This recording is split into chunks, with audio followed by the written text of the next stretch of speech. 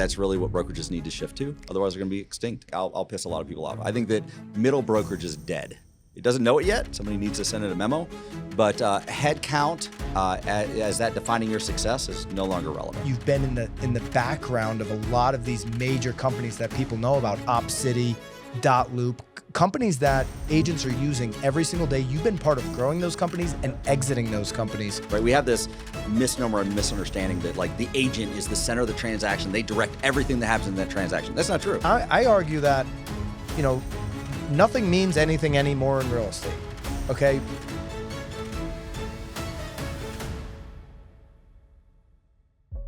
There's so much to be learned from teams. I wish companies would start looking inward into like, how are our teams operating and what can we learn from our teams? Because teams are doing so much well right now. And that's really what brokerages need to shift to. Otherwise, they're going to be extinct. And profitable. Like our panel. Yeah. That's the conversation obviously we were having yesterday. But so what people appreciate about BAM is it's not journalists talking at people in the industry who have never done it. Everybody who's creating content with BAM, like Eric, my partner who created the Brokerage, and nobody's created a bigger organic social media following in our industry than him. I'm doing it every single day, still doing it in the weeds. So it brings, that's what people are looking for these days. That's why I want Nikea to do podcasts every week. Like, it's not just I want her on my podcast and I'm selfish. I want her to speak to the industry where people are actually listening every week, not once a quarter, not once a year.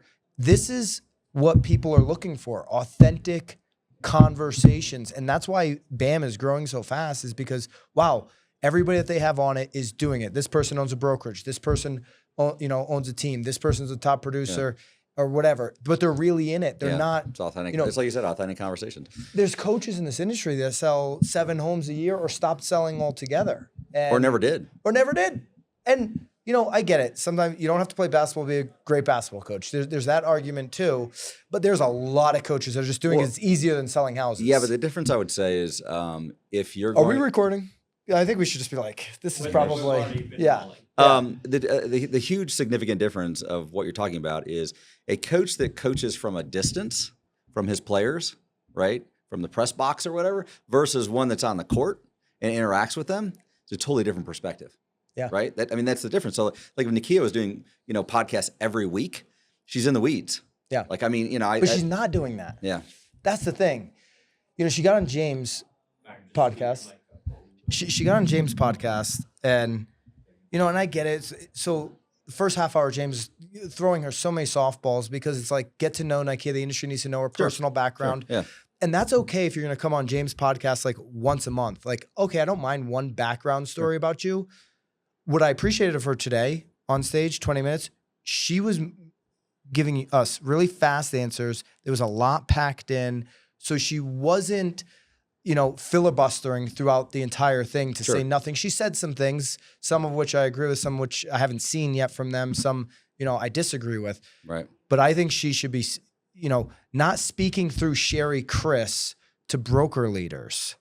Okay, that doesn't work because Sherry's part of a old ecosystem, and she's well accomplished. She's amazing. But she's part of an old ecosystem that is going to take care of its own.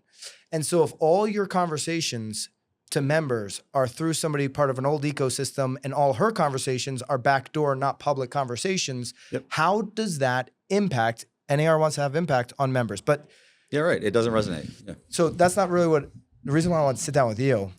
So Craig. that's not my go-to.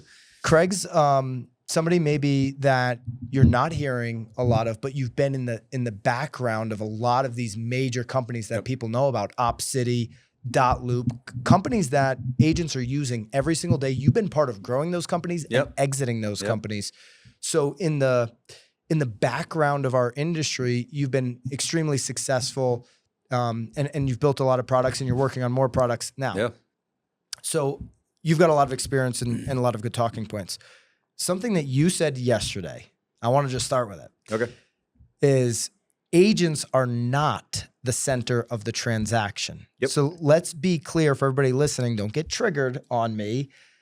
Craig is building right now, and he's done this before. Better Homes and Garden took him from how many agents to how many? just for Oh, we context. grew it up to 3,000 agents. Yeah. Grew it up to 3,000 agents in your time leading.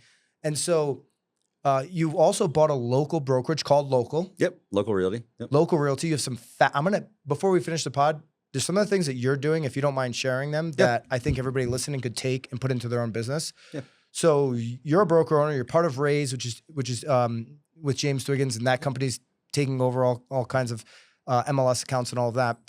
So when I mentioned the brokerage stuff, because when you say the agent is not the center of the transaction, it's not that you're coming from only a product standpoint. You're coming from an in-the-weed brokerage standpoint as well. What do you mean by the agent's not the center of the transaction? I'm coming from a direction of, you have to run your business and you have to look at this from a perspective of, you can't just say the agent's the center of the transaction. That's the de facto.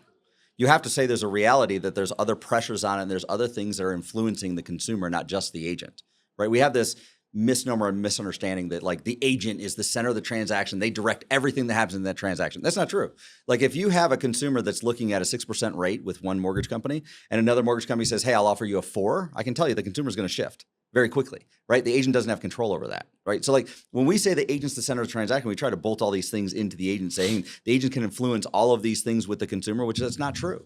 I think the consumer is the center of the transaction. I really think the biggest influencer in the transaction is money. Yeah.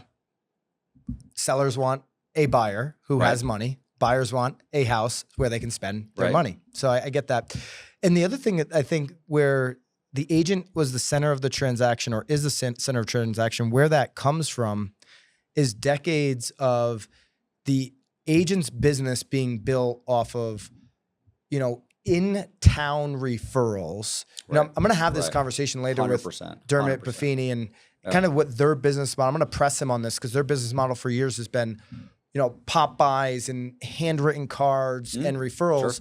And I'm going to press him on this because I don't believe that's the strategy that the majority of the agents, some can, but the majority of the agents at scale can just roll out old school referral-based business and be successful, because right now over the next 12 months, 24, 36, we're going to see so much money pour in. Homes just spent $1 billion. Yep. Okay.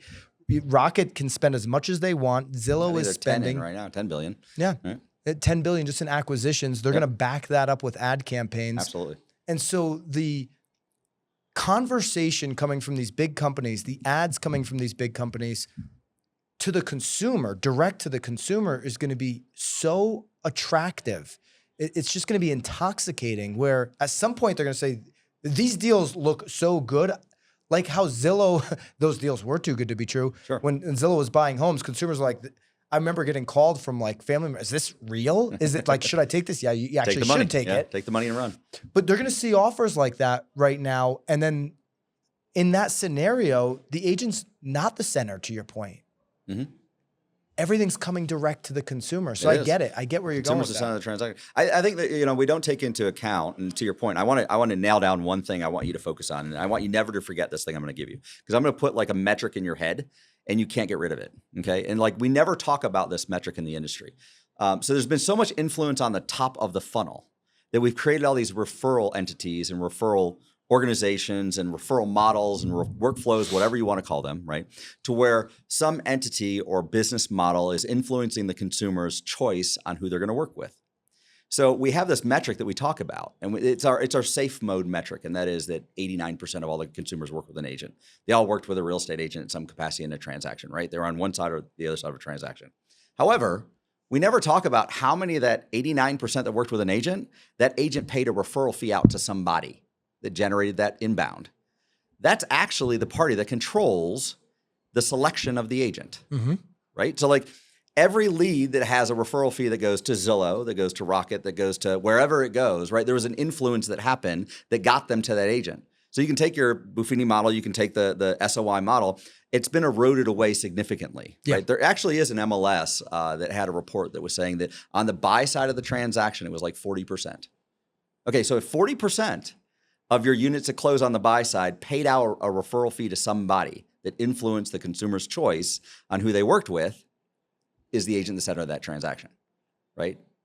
Because very easily we can change the direction of where we flow that business, and the agent doesn't even exist in the transaction. Right. Does that make sense? That makes sense. So, What do you think that, before you go anywhere? Yeah. What do you think that number is? If you could pull a number that said how many of these customers were given to an agent, the agent paid a referral fee out to someone else. Yeah. What do you think that number is? And I'd whether say it was paid on the front end of the deal or the back end of the deal, there was a referral fee paid. I'd say 40 to 50%. That's huge, though, isn't it? It is. Yeah. And maybe I'm high on, well, I mean, you figure you got relocation, you got the home lights, all those groups, you got the major portals, you got agent to agent referrals. Yep. You got teams. Yeah. So, yeah, I guess 40 seems right, but I don't know. But that kind of seems right to me. There is still, I mean, if you look at, you can go office by office, right, and look at some of the books. There's still 40, 50% that is generated agent. Sure, 100%, 100%. So, I don't know, 40 to 50 kind of feels right. And it's not being disclosed, obviously, to a customer. No.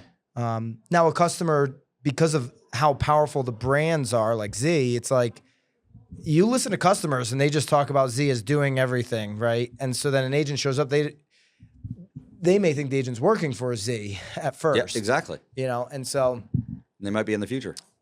That's right. So let me ask you another thing is, if we have a metric in this industry that says the first person you interact with, you typically work with. Isn't that true? Yeah, it's like 70-something percent. Yeah, it's like 70%. Yeah. So we say that about mortgages all the time. Yeah. The first mortgage loan officer that you work with, MLO, that you work with, that's typically like 70% of the time that's who you end up working with, right? Yeah. Wouldn't that take the exact same metric of these top of funnel companies that are interacting with the consumer? Top of funnel, right? Yeah. Like they direct where you're going to go, right? They have that much control over what's going on in the transaction. Now, but there's a percentage of agents that listen to a conversation like this and become emotionally triggered. I said this to the brokers, to the brokerage community yesterday, because brokers have been for 2 decades now emotionally triggered about Zillow. They're teaching agents to be emotionally triggered about, if we're just using Zillow as the example, to just be emotional about it. And there's still a level of agents that are emotional about this game that's being played on CAC, customer acquisition cost. Right. And so why be emotional about customer acquisition and realize that any customer you acquire, I hear it in the comments. Me and Sirhan did a conversation recently, and people in the comments of that clip were like, you guys are being transactional mindset because we're talking about customer acquisition cost. That's a transactional mindset. It's part of business. Doesn't mean that you don't have a plan for client for life afterwards, but you have to acquire customers at scale if you want a big business. If you want to do 2 deals a year, good for you. 90% of the businesses out there that roll out for their go-to-market, their biggest expense by far is their CAC. Yeah. Right. I mean, that is what, can make or break a company 100%. And so if CAC's 40% to Zillow, well, I would argue that if you really want to get aggressive on building brand, you want to go Gary Ashton style and go billboard after billboard after billboard in your community and back that up with social and back it up with video. I mean, your first 24 months on a campaign like that, you may be over 40% CAC. What is Mark Spain paying? Right. I mean, it's a huge number. Significant. So however you want to slice it up, and I get it, it might feel better and it may have longer term benefits to the brand to do, what we're talking about with a Mark Spain model or a Gary Ashton model when you're funneling it into your own websites and all of that. But the reality is the numbers on a year-to-year basis can be very similar. And so, listen, next direction I want to go for that middle brokerage, agents working for some of those middle brokerages, meaning you have super luxury niche type of brokerages, super similar to what you're building. And stay with us for this pod because some of the things that Craig's building, you can learn a lot from and maybe implement into your business. But this niche, luxury, boutique, and then big, call it big box brokerage now, Wall Street brokerage, everything in the middle, where do they land? You had some really interesting thoughts on this yesterday. I'd even go further in identifying that, and you explained this really well. I'll piss a lot of people off. I think that middle brokerage is dead. It doesn't know it yet. Somebody needs to send it a memo, but head count as that defining your success is no longer relevant. So what is middle brokerage? So middle brokerage to me is very much like you define. That top end is luxury. We're lasered on luxury. We are a very niche model. Like we have a purpose, we have a drive, we have our identity. Like when an agent hears our brand, they know exactly what we stand for. And all of our tools, our resources, our staff, our facilities align with that, right? And we're not big, right? We're not trying to be the biggest. We're trying to be the best at properties over $5 million in a certain area of town, just lake properties, just like a very, very specific category of housing or very specific category of pricing. The other end of the spectrum is a very low cost model, right? So I'm more of a utility to an agent, right? You can turn the water on and then you can pressurize that water, you can flavor the water, you can do whatever you want to. So it's a low cost for the agent to be there in the split, low cost on the monthlies, lots of agents, very limited resources, very limited, technology. Agent figure out brand. Those are the two ends. Yep. Now take the middle. The middle is the meh. You got a bunch of brokers that have, their split's okay, right? It's good. It's not the best. I go over here, I can get a better split, right? They have luxury, but it's not really luxury. It's like they put a different brand on it. They got a little bit different of a yard sign, but they don't really take it seriously, right? They've got commercial, but it's really resi-mercial, right? They've got training for new licensees, but it's okay. It's not great. Everything's just meh, right? So that's where the erosion happens. This is where everybody is exiting to one side or the other of the spectrum. They're saying, hey, I don't need all the tools and I don't want to be very specific in a category. I'm going to do deals for my friends, family members, and neighbors, and I'm going to go over here and just get a better split. Right. Mm-hmm. Or I'm going to say, I'm going to get really serious about luxury. I'm going to abandon the other business. I'm going to refer it out to somebody else. And I'm going to go work for this top tier company that takes it really seriously. They won't even hire me if I don't have a book of business that is aligned with what their goal is. And niche could be not just luxury, but it could be like an obsession over world-class training and 100%. and lead 100%. generation. Yep. So, some of that stuff can fall into that category. It's the identification that you say, hey, my business model does this extremely well. Yep. And by doing this extremely well, we foul at other things. Yeah. So if you want to do those other things, you got to go somewhere else. Right. That's by definition what it is. The problem is we got too many brokerage companies that just said we could do everything. Yeah. We're everything to everybody. And they're out there with thousands and thousands of agents and they've been eroding away. Right. I've watched companies in Atlanta that have eroded to almost nothing at this point, right? That had thousands of agents that literally had massive market share that are half the company they were before because of that. And that's because they haven't found their identity. They don't have their lane. They haven't picked their lane. You have to have a value trade-off for anybody to work with you. You just acquired a brokerage and you reinvented it. How do you look at an office and put a value on it? And then how should an agent look at maybe a legacy agent's book of business and put a value on that? Because I think over the next couple of years, you're going to see a lot of, we have a high average age in this industry, and some of these agents that are exiting out just have a solo book. So from the two perspectives, because you went through an acquisition, how do you value an office, and how should an agent value a book in acquisition mode in the next couple of years? So let me take you back. In 2008 through 2010, I acquired about 32 companies. Brokerage companies, rolled them into a local brokerage company. We were shoring up the company. And we knew that like with every company we picked up, about 50% of the agents would not stick. They were going to break, right? Either break real time when we did the acquisition, or they were going to break down the next 3 or 4 months. And there was I think a lot of people make the mistake, I got to go save everybody, which means I'm trying to be everything to everybody. And to your point about a brokerage that just does everything and nothing well. So we're going to get rid of 50 because we factored in 50% wouldn't make it. They're not going to cross the bridge, right? Yep. So that was just a reality. And then the great thing that we did in that is that this is back in the time what it was. The middle brokers were thriving and growing, and they, it was just like you needed okay tools and okay branding and okay this and okay that, and you could do brokerage. You could do brokerage, right? You could be a real estate agent and be successful in the market, right? And this is back 2008, 2010. So keep it in context. It's that time frame. So we acquired like 32 brokerage companies, rolled them in, knowing that 50% would leave, right?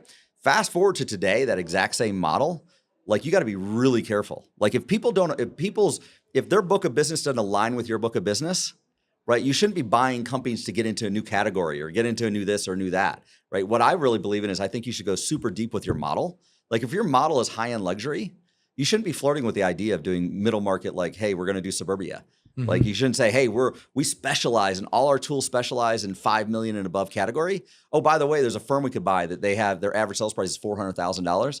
We're gonna go dabble in that, because what it costs is it costs efficiencies, it costs staff, it costs time, it costs opportunity, and you can't afford that anymore, right? This time that we live in right now in brokerage. You're living with 2 to 3% margins.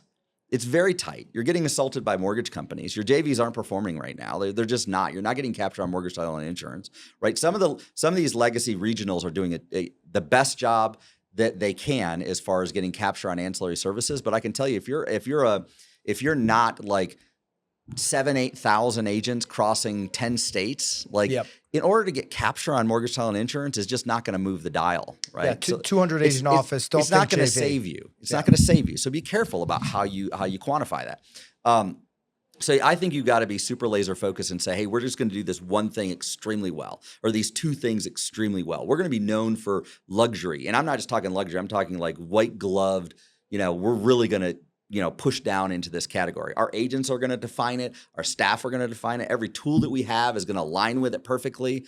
Right? When you list a property, you've got like, here's the 19 things that have to happen. Like it's automatically sent to our photography team, our staging team, or whatever it is. Like it is true white glove service with the customer. And what you have from that is you have repeat and referral business that comes back from that, because they know that you're the specialist in this, right? And I think that's what's killing all these brokerages in the middle. They're not specialists for anything. They're the unknowns. Like I did a study, calling brokerage companies when we did acquisition of Zip Realty in our local market. So we acquired 90 agents doing about 800 transactions. And I got their book of all their data. And there was this metric that I thought was just broken. And the broken metric was that less than 1% of the consumers would actually buy a house. Well, I challenged it. I was like, it's not less than 1% will buy a house. It's less than 1% will buy a house with you. Right? So like they got referred to an agent and there was a low percentage that was working with that agent, but they went out and still bought a house. They just bought it with someone else. Yeah. So we took that book that was 24 months old and we started calling customers and asking them if they've bought a house. So I had a call center just calling all of these customers saying, hey, did you buy a house? Where'd you buy it? Do you remember your agent's name? Do you remember the company's name? Do you remember the mortgage company you used? We just wanted to figure out what information we get. And then the call center was required to get a deed showing that this transaction actually happened, right?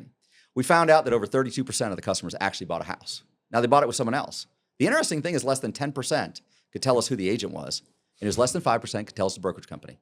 And we gave them the swing on it. Like if they said it had, I don't know, it had a balloon on the card. That was Remax. Like we could figure out that was Remax. Or it was a red company that was on the corner of Peachtree Dunwee. It's like, that was Keller Williams. We know there's an office there, right? So we gave them the benefit of the doubt on a lot of this stuff. But if you're running a company that's meh and you're not memorable, right? You get repeat and referral business, right? We blame it on the agents. Right? You know what's interesting too about that? They bought with another agent. Sometimes they're signed, or right now in this buyer agency contract world, they'll sign with one agent, then that agent gets ghosted for a couple weeks, and then, oh, my buyer, who I have a 3-month agreement with, let's just say as an example, is under contract with another agent in another firm. And I argue that, nothing means anything anymore in real estate, okay? The buyer agreements don't mean anything because you're a broker or you just bought a brokerage. What are you going to do in that scenario? You can't do anything. You have no standing. That consumer's going to say, I didn't even know. I signed this one thing and who's going to enforce it? Maybe you're going to negotiate some kind of referral if the other broker is nice, but in reality, there's no enforcement of it, so it's all loyalty. Right. It is. That's the only thing that there is. It is. It's who got the job for me. These contracts don't mean anything to me. I love that you say that because I think too many in our industry believe that we're going to enforce these contracts and that's like how we're going to build our business. It's like very difficult to enforce them. How you enforce a relationship with the consumer is you provide value. That's it. And you make yourself irreplaceable because of the value you provide. And it's the same thing with a brokerage company. The listing side's easier to enforse. Yeah. Oh yeah, it is. Exclusive listing. It is an exclusive listing agreement. Yeah. But the buy side, you're walking a gray line there with those buyer forms. Just to clean up the acquisition, because you have so much, like, what's the common multiple right now on offices? I heard 1x from the stage there. And then how would you structure an agent to buy another agent's book of business if you can get back to that? I would say the multiple on the offices is all over the board. I mean, there is a reality. It's all over the board. I mean, most of these big acquisitions you're seeing on the news and stuff like that, you're seeing posted on Inman and things like that. Yeah. A lot of these are being acquired with shares, right? So like Yep. when you're buying a company with shares, the multiple is a little bit higher, right? You're going to pay a higher multiple because you're not paying any cash. There's no liquid, right? So like that's going to be a better buyout than And like those stocks are than a down. cash. If someone came to me and they said, "Hey, I need 1 times up front," or I need I need 1 times, but I need cash, right? Like if I'm paying 25% of it up front and the rest of it's on an earn out, like that's okay. I wouldn't go any more than like 25 or 30% up front. It used to be a couple of years ago as 50% up front, right, in cash. It's just gotten very risky. Yeah. Because you're in a down market. You don't know if the agents are going to stick. It's very competitive in the market right now, right? So like buying those entities is very risky. So I would say unless you have something that you're really looking for, they've got a premium location that you want, right? That location's very important to you. Maybe they have some clientele and some contracts you're pulling over that are very important to you. Maybe there's a couple top producers or something like that that you feel like they're going to stick in the business and you really want to bring them on the team. Like those are the things that should be important to a brokerage company. As far as teams or agents selling their book of business, again, I think it's all over the place. But the reality is this is like we have to identify like who says you're going to do better with that book than they did? Mm-hmm. Who says you're not going to do worse? Yeah. Like, are you going to buy the book and then everybody just does business with everybody else and you had zero off it, right? When I was originally as an agent and sold my first company, I got back into the space and I went out and found a bunch of agents and I bought their book of business. And what I did is I paid them a percentage off of their pendings, off their buyers they were working with, off their active listings, and then anything else that came off the book. I gave them a little bit of cash up front. This is back in 2008, right? So it was a hard time and they wanted to get out of the business. But I ended up buying 45 active listings. I ended up buying about 25 or 30 pending contracts. I went out and replaced all the signs. I bought all their books of businesses and started marketing to all their books of businesses, right? And it worked, but most of it was on the earnout. So you want to focus most of your business on, or most of your money on the earnout. Yeah, earnout, not money up front. Not money up front, no. Your business, local, focused on hyper local. It is. Walk me through the model. Yeah, so we're over in this niche category, right? So we're hyper local, and to our demise, which is a good thing. So first off, the brand Local Realty, we don't want to have a brand that is highlighted over the agent. So we really want the agent to be front and center on the brand. So we're a grayed out brand. That's how we did that purposely on the signs. And the agents are required to have their photography on the sign. We want to have an agent on every single sign that's out there. Oh, that's interesting. Second off is all the offices we're looking at taking down are all going to be on main streets because I believe that there's these underutilized main streets that have a lot of local proprietors that have like great little furniture stores and knickknack stores and things like that that need to be supported. And that's where we want to live. That's who we want to do business with, right? And it's really important. So those small main street areas that you think of like little cities and suburbias that are around the main city. Hallmark towns. Yeah. So I want to be in suburbia. I do not want to be in downtown cities, big MSAs. We're in those suburbs that are around there that are those price points that are the $400,000 to $500,000 price points. And that's intentional. And I'll tell you why in a minute.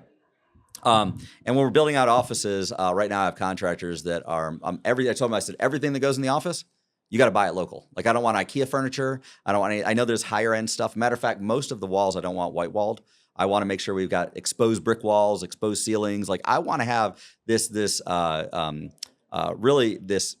character in the office that is a local character. I want all of the artwork to be of local buildings that are like the different government buildings and courthouses and things like that. We even have some, churches and old subdivisions and things like that. So we really want to have that and bring it into the office because I want that to be our identity.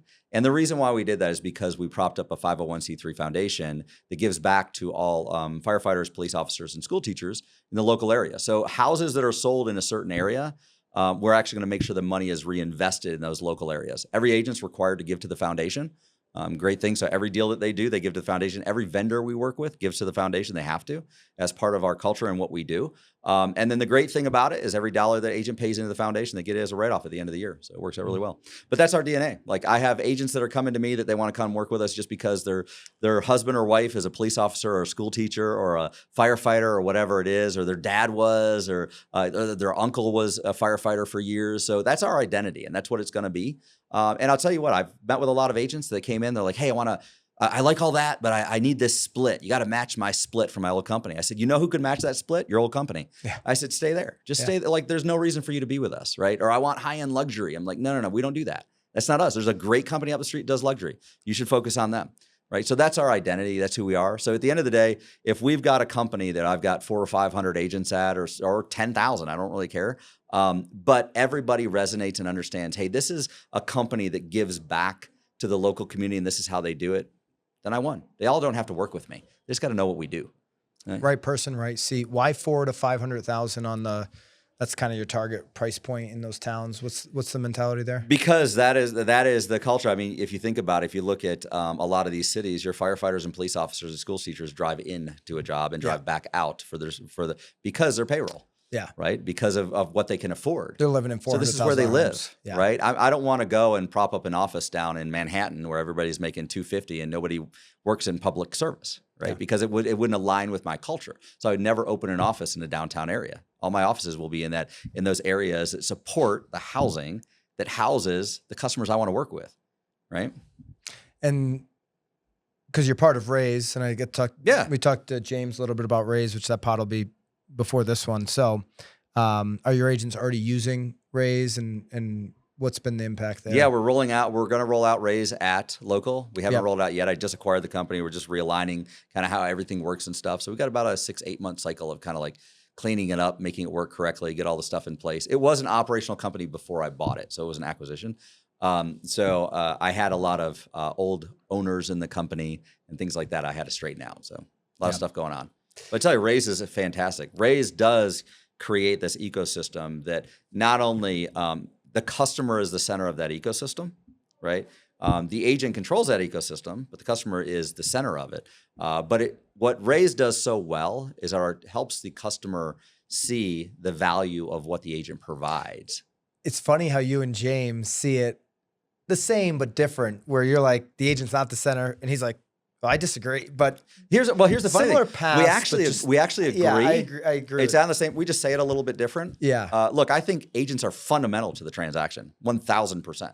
Right? I think they're fundamental as to how they work in the transaction, and I think that every consumer needs to use an agent when they're working in the transaction. What I disagree with is you can't build a business on the mistake of like, well, I don't have to think through all these aspects of the business because the agent's just fundamentally the center of the transaction. Right. There's other influences you got to take into account there. I align with the way you're breaking it down, because I've said for years to agents, it's not your wood, it's not your dirt, it's not your money, it's not your risk on the mortgage. It's not about you because of all those reasons. Yeah. So if it's not about you, it's only about them. Yeah. They're the center. Craig, thank you. This has been awesome, and appreciate taking the time to do it. I know super busy here, so thanks for taking the time. No, it's great. I appreciate the time.